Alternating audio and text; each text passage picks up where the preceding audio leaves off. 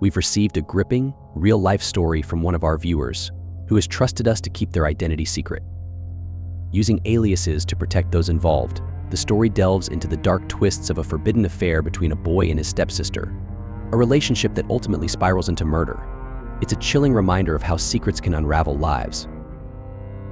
If you have a story to share, whether it's a personal experience or something that's haunted you for years, don't hesitate to send it our way. We promise to protect your identity and keep your story confidential. Your secret is safe with us. Let's start today's story. James Thompson had always been a loner. Preferring the solace of his books to the company of others, he was the kind of boy who would spend hours lost in the pages of a novel, exploring worlds far removed from the dull reality of his own life. His father, Robert, was a strict and emotionally distant man who believed in discipline and hard work above all else. Robert had remarried a year after James' mother had passed away, hoping to bring some stability back into their lives. James' new stepmother, Linda, was kind, but James found it difficult to connect with her. She was a stranger in his life, and he couldn't bring himself to accept her as part of his family. When Linda moved in, she brought her daughter, Emma. With her, Emma was everything James was not: vibrant, outgoing, and full of life. She had long, wavy blonde hair that caught the sunlight whenever she walked, and a smile that could light up the darkest room.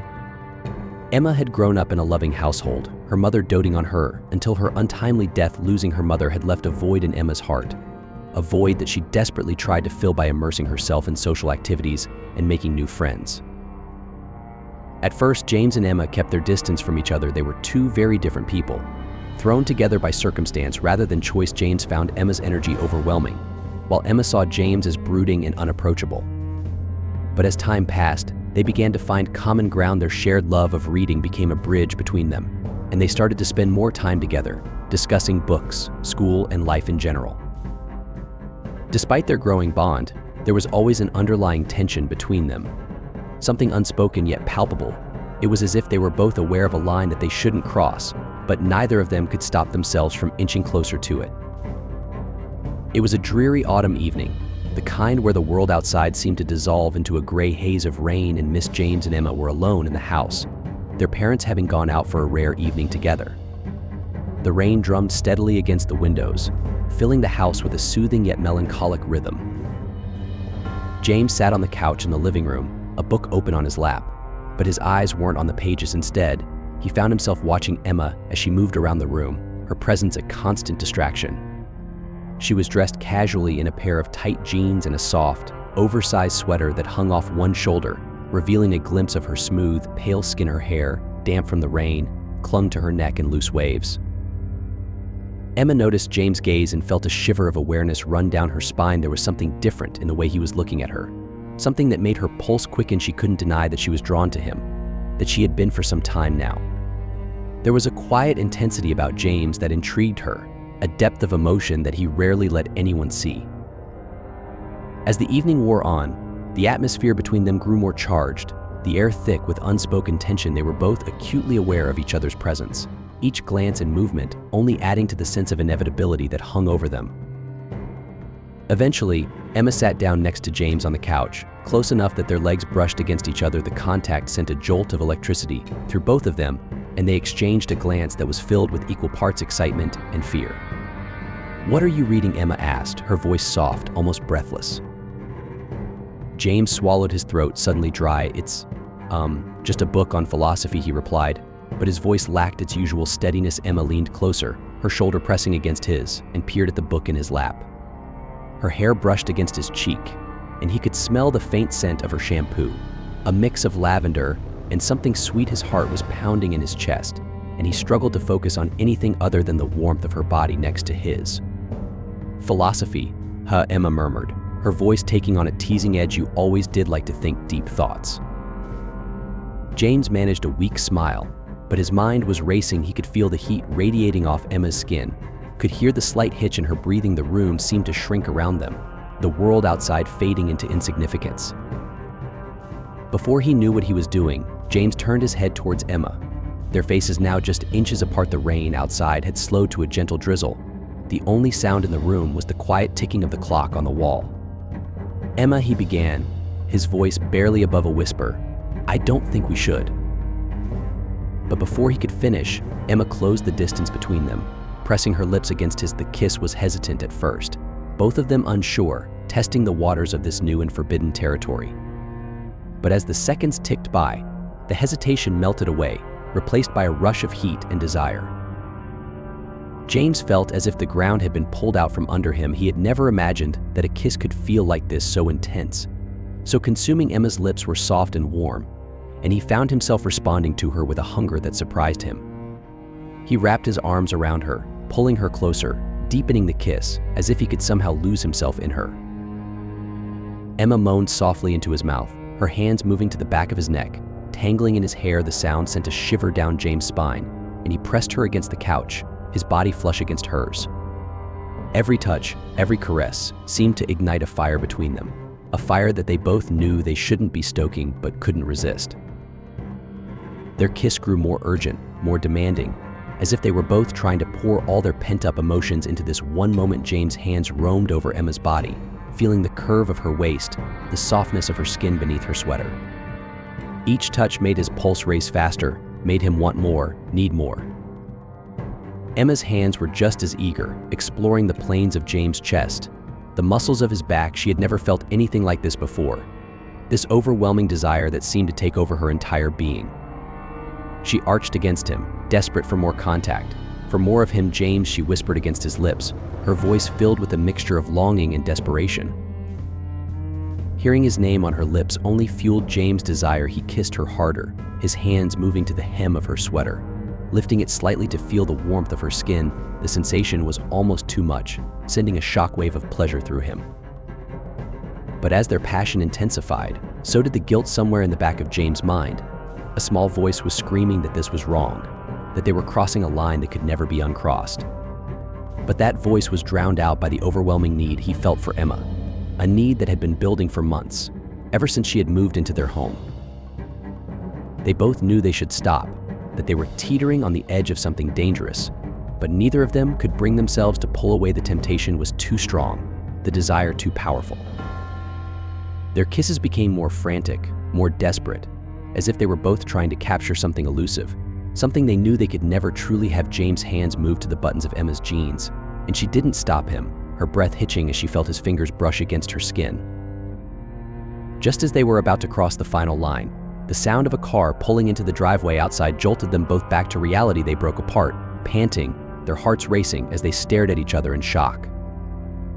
For a long moment, neither of them spoke. The rain had started up again, the steady drumming against the windows filling the silence between them. They both knew what had just happened, what they had almost done, but the reality of it was too overwhelming to process. We can't do this," James finally said, his voice shaky. "We can't keep doing this." Emma nodded, her eyes filled with a mixture of regret and longing. "I know," she whispered, her voice trembling, "but I don't know if I can stop."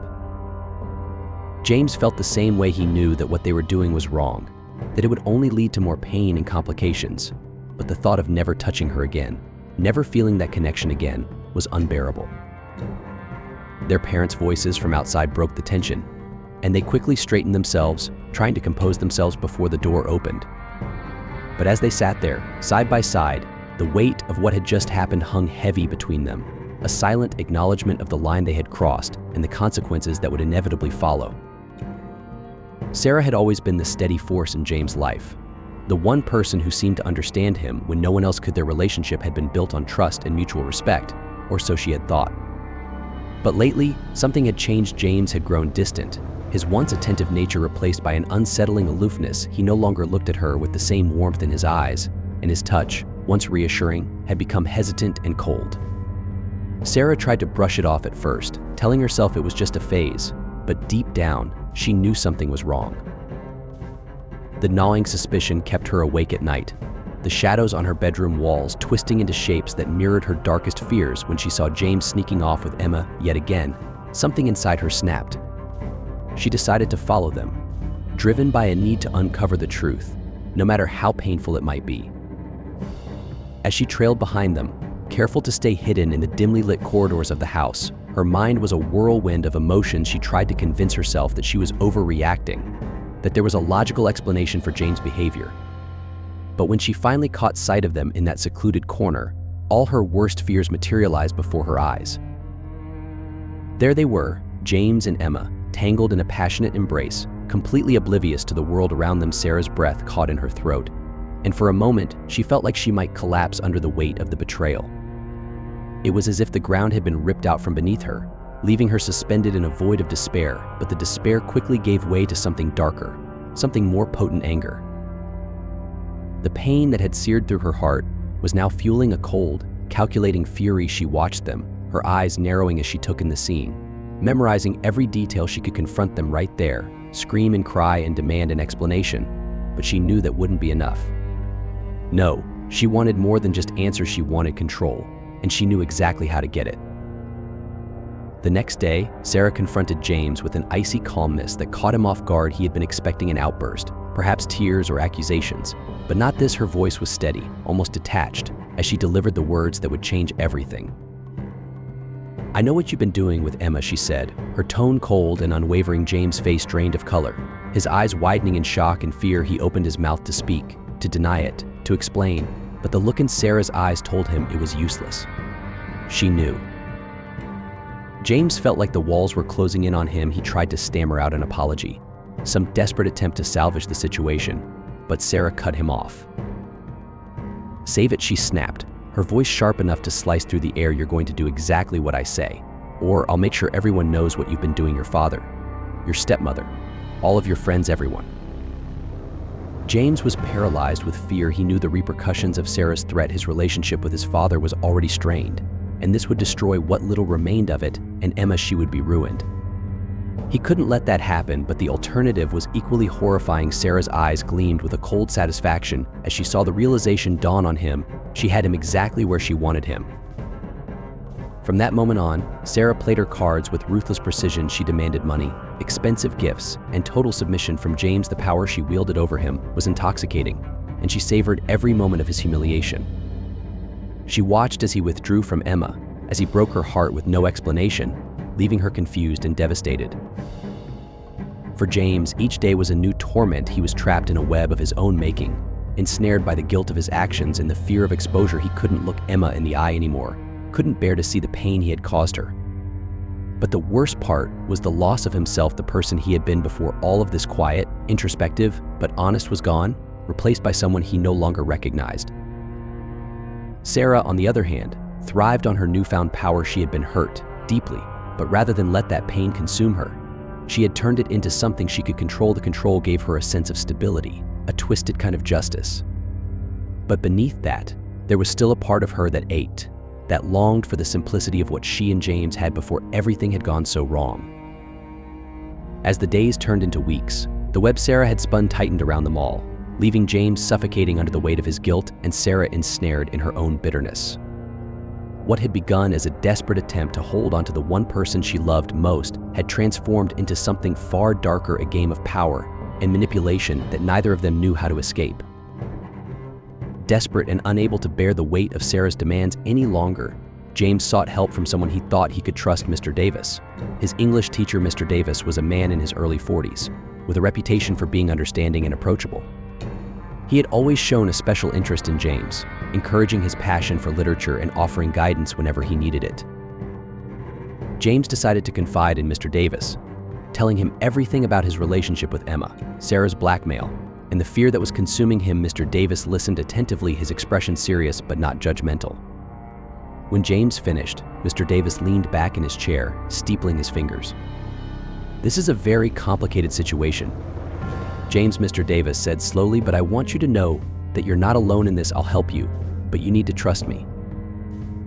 James felt a wave of relief wash over him. For the first time in weeks, he felt like there was a way out. He thanked Mr. Davis profusely, not realizing the dark turn his life was about to take.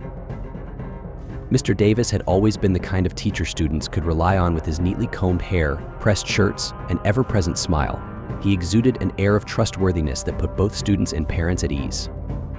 He was known for his dedication to his students, often staying late to offer extra help and lending a sympathetic ear to those who needed it. But there were whispers, quiet ones, that perhaps Mr. Davis wasn't all that he seemed. A glance that lingered too long, a touch that felt a bit too personal, small things, easily dismissed, but unsettling nonetheless. Beneath his polished exterior, Mr. Davis harbored dark desires. urges that he knew were wrong, but that he couldn't, or wouldn't. Control. He had always been careful, never crossing the line overtly. But when he learned about the situation between Sarah and James, something inside him snapped. The knowledge that Sarah was holding James in the palm of her hand, manipulating him with such ease, ignited a twisted fascination in Mr. Davis. He saw an opportunity not only to exploit the situation, but to fulfill his own sick fantasies. The next day, Mr. Davis summoned Sarah to his office. Under the guise of discussing her academic performance, Sarah, flush with the power she held over James and feeling invincible, didn't think twice about accepting the meeting. As she walked down the quiet hallway toward Mr. Davis's office, she felt a sense of pride. She had mastered the art of control with James, and she had every intention of continuing to pull the strings. But as she entered Mr. Davis's office, something in the atmosphere felt off, though she couldn't quite put her finger on it. Mr. Davis greeted her with his usual smile, but this time it didn't reach his eyes. He closed the door softly behind her, the click of the lock sending an inexplicable chill down Sarah's spine. She hesitated for a moment, her instincts telling her to leave, but she quickly dismissed the thought. After all, this was Mr. Davis, the teacher everyone trusted. What could possibly go wrong? "What is this about, Mr. Davis?" Sarah asked, her voice steady but laced with a slight edge of unease. Mr. Davis leaned back in his chair, his smile widening into something far more sinister. "I know about the situation with James," he said, his voice smooth but carrying an undercurrent of menace. "And I think it's time you and I had a little talk." Sarah's heart skipped a beat, her blood running cold the way he said it. The way he looked at her, it wasn't right. She opened her mouth to respond, to demand what he was talking about, but before she could say a word, Mr. Davis was out of his chair, moving with a speed and aggression that caught her completely off guard. In an instant, he was on her, his hands rough and unforgiving. As he shoved her against the wall, Sarah's world spun. As fear surged through her, she tried to push him away, to scream, but his hand clamped over her mouth, silencing her cries. His breath was hot against her ear, his voice a low growl as he whispered vile threats, his intentions terrifyingly clear. The assault was brutal and merciless. Sarah fought with everything she had, clawing, kicking, desperate to break free. But Mr. Davis was stronger, fueled by his sickening lust and twisted sense of dominance. The room seemed to close in on her, the air thick with the stench of her fear and his perverse satisfaction. Every second felt like an eternity, every blow a reminder of how powerless she had become in the face of his cruelty. When it was over, Sarah crumpled to the floor, her body shaking with shock and horror. Mr. Davis stood over her, his expression cold and detached as he adjusted his clothing, as if what he had just done was of no consequence. He crouched down beside her, his voice soft but filled with venom. "If you ever tell anyone about this," he hissed, "I will make sure your life is ruined. No one will believe you. And I'll make sure they turn against you. You'll lose everything, your friends, your future. Do you understand?" Sarah nodded weakly, her mind numb with terror and disbelief. She couldn't even process what had just happened, the reality of it too monstrous to fully grasp. But Mr. Davis wasn't done. As he looked down at her, a new, darker thought took root in his mind. He realized that simply threatening Sarah might not be enough to keep her quiet. She could talk, and if she did, his life would be over. He couldn't risk that. In his twisted mind, the only solution was to eliminate the threat entirely.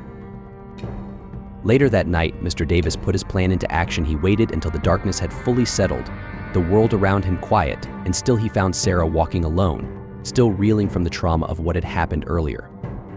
She never saw him coming. He struck quickly, efficiently, silencing her before she could cry out for help. The act was as cold and calculated as the man himself, his conscience long since overridden by his need to protect his secrets. Mr. Davis dragged Sarah's lifeless body to a secluded area, deep in the woods where he was confident no one would find her. He worked methodically, covering his tracks, ensuring there would be no evidence to link him to the crime. As he buried her in the cold earth, he felt no remorse, only a grim satisfaction with Sarah gone. He believed the problem was solved. No one would ever know what had happened between James and Emma, and his own dark secrets would remain hidden. But as Mr. Davis walked away from the shallow grave, a shadow lingered in his mind, a nagging doubt that he couldn't quite shake. He had always been careful, always meticulous, but for the first time, he felt the icy grip of fear clawing at his insides.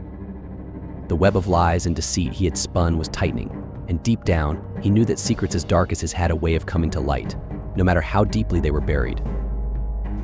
When Sarah was reported missing, the police launched an investigation at first, They treated it as a simple case of a runaway teenager, but as the days passed and Sarah failed to return, the situation became more serious. The police began to question everyone who knew Sarah, including James and Mr. Davis. James was a nervous wreck during his interview, his guilt over his relationship with Emma and his fear of what had happened to Sarah making it difficult for him to think clearly. The police noted his nervousness, but attributed it to the stress of the situation. Mr. Davis, on the other hand, was calm and collected, expertly deflecting any suspicion that came his way. However, as the investigation continued, the police began to find inconsistencies in Mr. Davis' alibi. They discovered that he had been the last person to see Sarah before she disappeared, and his behavior in the days following her disappearance raised red flags. A search of his office and home revealed incriminating evidence, traces of Sarah's blood, and disturbing photographs that pointed to Mr. Davis' darker side. The evidence against Mr. Davis was overwhelming, and he was arrested and charged with Sarah's murder, as well as assault and other crimes. The trial that followed was a media sensation, with every sordid detail of the case laid bare for the world to see. James and Emma were forced to testify, their once secret relationship exposed to the public. The courtroom was filled with tension as the prosecutor laid out the case against Mr. Davis, describing in detail how he had manipulated and assaulted Sarah, and then killed her to cover his tracks. The defense tried to paint Mr. Davis as a dedicated teacher who had been falsely accused, but the evidence was undeniable. During the trial, James and Emma's relationship became a central point of discussion, with the prosecutor using it to illustrate the extent of Mr. Davis's manipulation. James, racked with guilt, testified about how he had confided in Mr. Davis, never imagining that it would lead to such a horrific outcome. The jury deliberated for only a few hours before returning a guilty verdict. Mr. Davis was sentenced to life in prison without the possibility of parole, his reputation and life in ruins. The trial may have ended, but the effects of the events lingered long after. James and Emma's lives were forever changed, their relationship fractured beyond repair. They both struggled to come to terms with what had happened, haunted by the memories of that rainy night and the chain of events that followed. James, in particular, found it difficult to move on. He was consumed with guilt over his role in the events that had led to Sarah's death and Mr. Davis's crimes. He knew that, in a way, he was responsible for everything that had happened, and that was a burden he would carry for the rest of his life. Emma, too, was deeply affected. The bond she had once shared with James was shattered, replaced by a painful silence. She struggled with her own guilt and the trauma of having her most private moments exposed to the world.